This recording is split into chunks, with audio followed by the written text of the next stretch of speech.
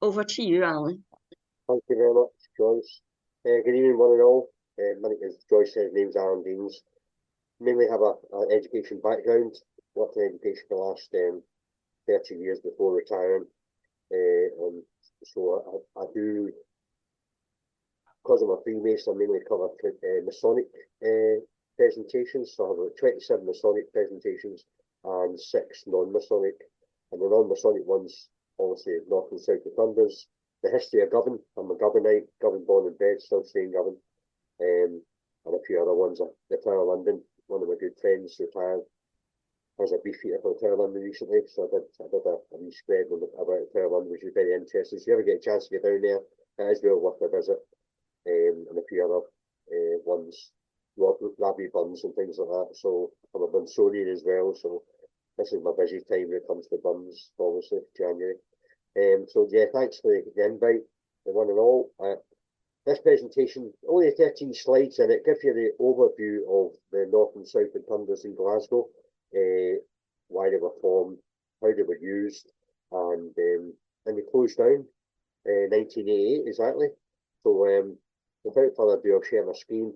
The story behind the lost Glasgow tunnels under the River Clyde. 3 tunnels were built below the River Clyde, running between Finnieston and Mavisbank Quay.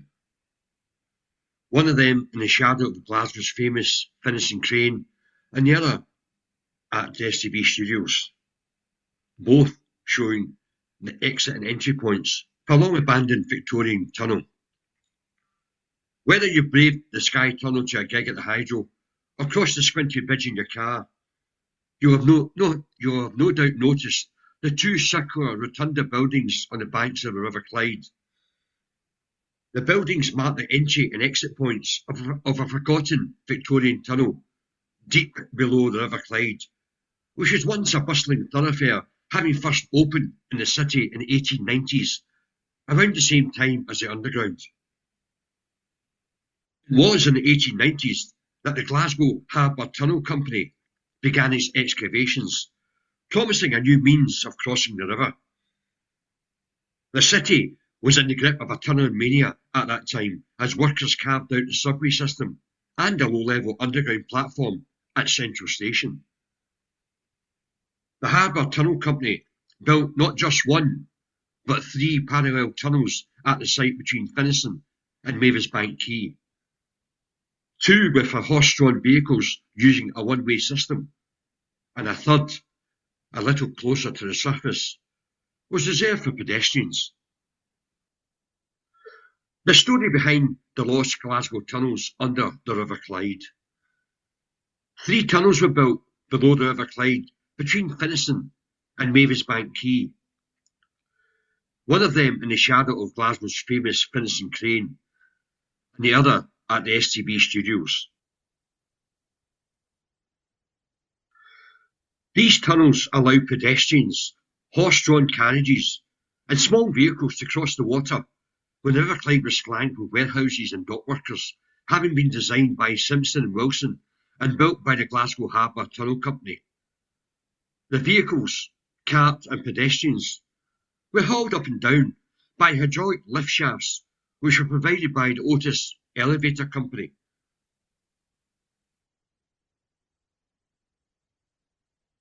For years, Glaswegians used the Rotunda tunnels to make their way from one side of the Clyde to the other. More recently, however, parts of this industrial thoroughfare have fallen into bad disrepair, with the South Rotunda in much worse condition than its twin on the north side of the river. Originally designed by engineers Simpson and Wilson, both the North and South Rotundas were built between 1890 and 1896 to cover lift shafts to tunnels underneath the River Clyde. The Glasgow Harbour Tunnel, as it was officially named, was opened in 1895 and housed 3 tunnels, each around 5 metres in diameter. One was for pedestrians, whilst the other remaining 2 carried carts and horse-drawn vehicles. Later, however, cars were also able to use these tunnels.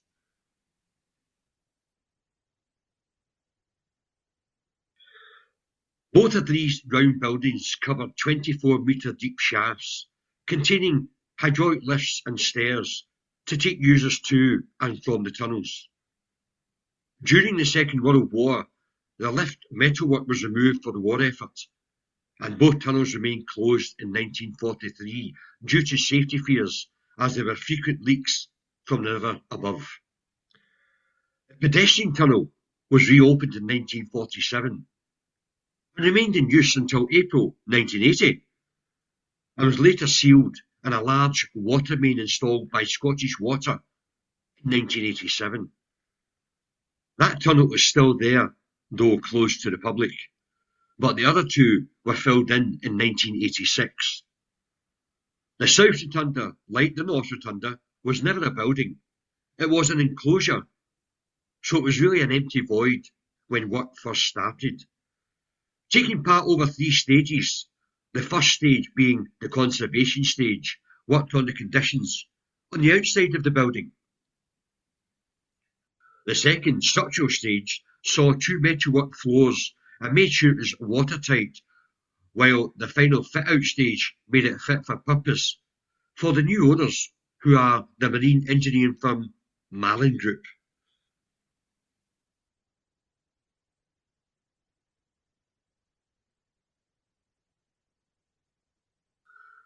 The tunnels were never the financial success the tunnel company hoped for, with bridges and horse ferries proving a more popular means of crossing the river.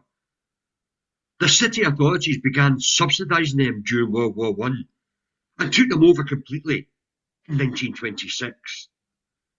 Having briefly closed during the Second World War due to the rise in upkeep costs and using metal for the war effort, the pedestrian tunnel once again opened in 1947.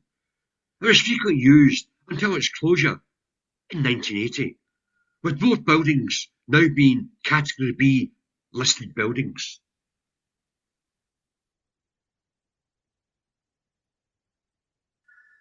A New York firm supplied the 6 hydraulic cage lifts that would lower the horses and carts down a 24-metre, 78 feet shaft before they clattered their way through a 5-metre, 16 feet wide passageway. The horses generally have taken most kindly to the lifts, and are carried up and down without trouble, reported the Otis Elevator Company when the tunnels opened in 1895.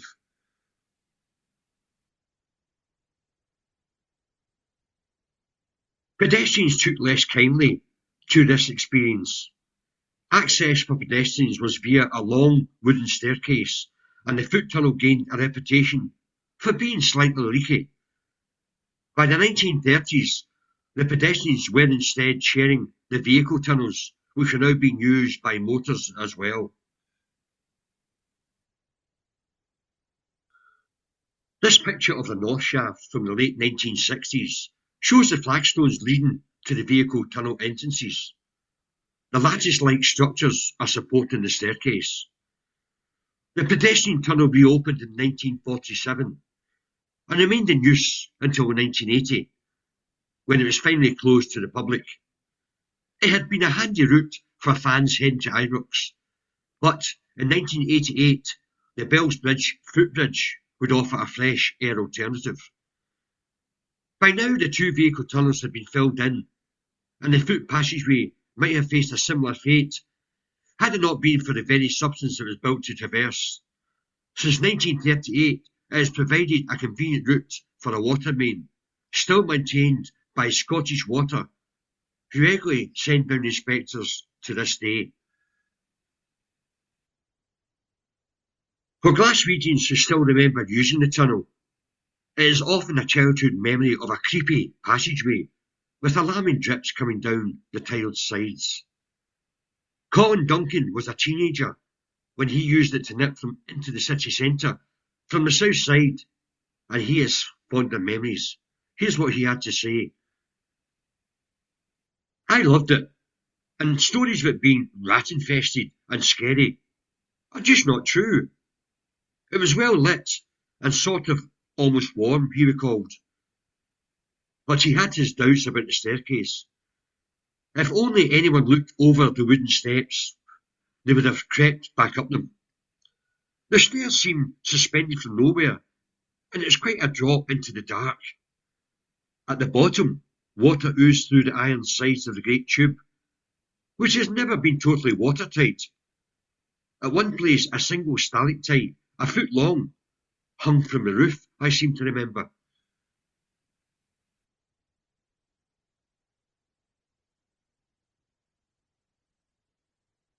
There you have a wee timeline. 1889, formation of the Glasgow Harbour Tunnel Company. 1889, August the 12th, bill received royal assent.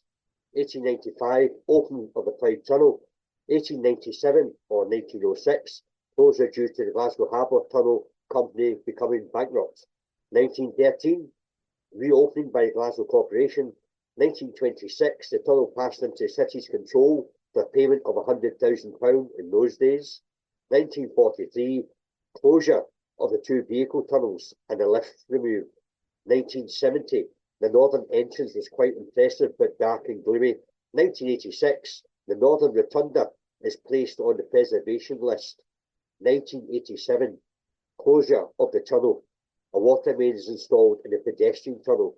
The two vehicle tunnels are filled in completely.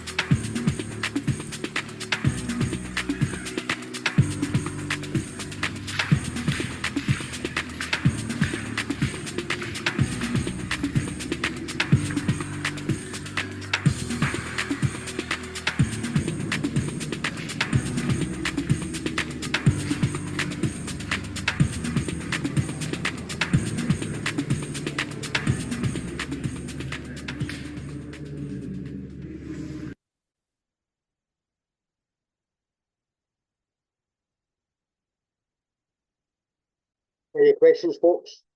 Yeah, go on. When you said the lifts were hydraulic, how did that? Was that a water-powered lift? Couldn't tell you. Those lifts came from New York, so from a New York company. So I imagine it'd have to be a bit of both, wouldn't it? It'd have to be power and electricity and water.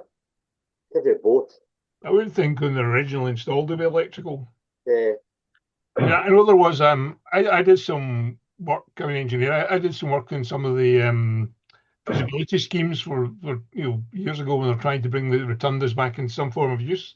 But there also was on the south side of the Clyde. There was a hydraulic system there where they used to use water power to power machinery and things like that. So I think for early days they wouldn't have been electrical lifts, I don't think. Just you said twice they were hydraulic. I just wondered if they were actually water powered, they lift water up and then change the balance of water. Yeah, good question. I can look into that. The Malin Group, the one that's taken over the South Rotunda, I'm part of a veterans association, and they put on an afternoon tea for us last year. They've got a sort of a restroom area down on the ground floor, and they put on afternoon tea, and they provided all the raffle prizes, etc. So they did a wee tour of that building, and the owner, when he passed it and dilapidated, he says, "I'm going to buy that and turn it into offices." That's what he did. So part of the afternoon tea was he gave you a tour of the building. So up in the top is where they hold their meetings when they're sort of bringing in buyers and customers, etc. They've got a meeting room upstairs, right at the very top. There's got obviously a panoramic view of the Clyde. So the people who have just bought the North Rotunda have came over to the South Rotunda to speak to them to see what they did and how they did it. Because obviously they bought it, the North one, and they're going to turn it into a sort of community hub for arts and crafts and different things. Whereas in the past, the North Rotunda was mainly restaurants and things like that. So I'll be interested to see if they do the same sort of thing when it comes to community engagement. So the Marlin group, the one in the South Rotunda, they've got a community engagement officer, and that's her role basically, is just to engage with groups and encourage them to come along, and they'll put on afternoon teas and things like that and do new presentations and tours. So yeah, it's a very good company, I must admit. It's the first time I've been in it, obviously since, if I knew it was still open up until 1988, I'd have liked to have walked the tunnel myself. Have you seen the video of the tunnel?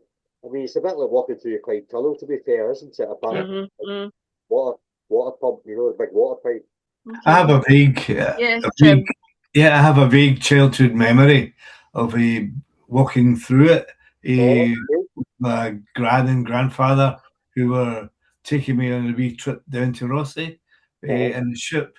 The steamer left from the other side of the tunnel. We went through that tunnel to catch the boat down to Rossi. And that would be in the 50s. I've got to say, that wasn't yesterday. No. Hopefully all these things will come back, you know, because I don't think we use the sort of history of our areas as much as we should do. You know, you go to other countries, they wax lyrical about X, Y, Z, but we don't seem to bother too much. I mean, if you've ever done the Glasgow Central tour underneath Glasgow Central, that's very, you know, Paul's very good. The big guy with the beard that does all the TV work for it and things like that. I do a presentation on that one as well, Glasgow Central, because I'm right into history and things like that. And Paul was the guy that gave me all the information on it, you know, and I've done the tour several times myself, and it's they're hoping to get a train down there and make two carriages of the train a museum and the other carriage a cafe. So if ever it's Paul's dying wish to sort of do that. Paul broke his back last year and nearly died. He fell through the loft and nearly killed himself, silly man. But he's back to work, and his passion is all about making sure that his vision for the tunnels underneath Glasgow Central come to fruition. So we'll see. You never know. The guy deserves an MBE for the sort of work he does. We don't promote ourselves enough, I don't think. Hopefully, when Govan, according to the press reports early on or later on here, they're going to do the grazing docks and turn it into X, Y, Z. So that would be interesting, you know, because there's a lot of history in Govan, you know. And again, it all takes money, doesn't it? Sadly. Jim, have you got another question? Yeah. Just say I did a visit to the under Glasgow Central Station. It was fantastic. Really worth the effort. It's some feat of engineering to see that. Definitely. I'd recommend it to anyone. Both the tour guides, Paul and the Italian lady. The Italian lady used to be the guide at the Vatican before she moved back to Glasgow. I remember going to the garden festival, and the South Rotunda was an ice cream or a restaurant, I think.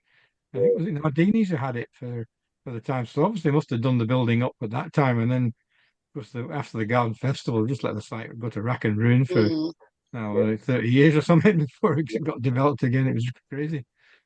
Well, I mean, I get the idea. What the Marlin Group's done to that one, the south one, hopefully the people who bought the north one will do the same, turn into the same sort of lasting structure. But you know, it's a fantastic resource. I used to DJ, so I did a wedding in the North Rotunda years ago, one of my colleagues' weddings, and it's a fantastic. The acoustics are fantastic. You know, it's a great resource. But it's like everything else, and I think, as I say, I think we're just a wee bit. Edinburgh's got the Royal Mile and the castle. You know exactly, apart from Botanic Gardens and Kelvin Gold Art Museum, the Borough Collection. But unless you know, I don't know, I just don't feel as though we'd get the same provenance as what Edinburgh gets in Glasgow, you know. But, Do you think, Alan, that in hindsight, it was the correct thing to do to close the tunnels? No, because I think it's a viable option, because obviously it was watertight. It lasted the test of time, so I don't see why it can't be used just like a Clyde tunnel. You can still walk through Clyde tunnel, so why can't you just walk through that? I know they built bridges left, right, and centre now. We've got another bridge coming up as well. But I don't understand. I just don't get it. I don't know why not. But again, would you like to walk? You've seen the video. Would you like to walk through that on your own? No. I mean, I think they would need to spend quite a bit of money on it, I would imagine, to make it safe and secure. But I just wondered, if when they closed it, they really thought it through. Well, again, it all without the money. It's a bit like Central Station. They were going to expand it like they did in London, all the different underground tunnels, etc., covering all the areas, but it never got off the ground because of noise pollution and everything else. But I think in some ways we're way behind. We sort of fell behind a wee bit. When you see the infrastructure that London's got, we could have had the same. Thank you again, Alan. Can I ask Bill to do the vote of thanks on behalf of the club members? Yes, Joyce, thank you. Alan, thank you very much indeed. When you made contact with us, and Alan made contact with us, a list of subjects, and I put all the subjects up to the club, and this was by far the most popular one, because they were all keen to find out more. And thank you for that one. Glasgow's been full of engineering in so many ways. I always remember being a fifer when I came to Glasgow a long time ago. You always say to find out about Glasgow, you have to look up the way, look at the buildings up the way. But there is so much under the ground as well. And what you've mentioned, I mean, I too have been to, I've been to the Central Station 2 or twice with different groups. And I think it's so encouraging to see the actual skills that people have, and people like yourself who are keen to dig in, delve in, get the information, and then come along to groups like this and help us to understand the actual city that we either live in or have lived in at one point in our lives. Well, thank you for that, indeed. So on behalf of the club, our sincere thanks for your time, for your knowledge. Thank you. And will you all please show your in the usual way? Thank you very much, folks. Thank you. Thanks for your time and thanks for your patience. And thanks for the invite as well. So I hope you're always prosper. No, that was really interesting. Are you happy if I pass your details on to another club? Yeah, certainly. Feel free. Yeah, that's fine. It's just my husband's a member of Eastwood Rotary. So I think they're always looking for interesting and good speakers as well. So I'll get the number, your details from Bill and pass it on. That's great. Thank you. Thank you.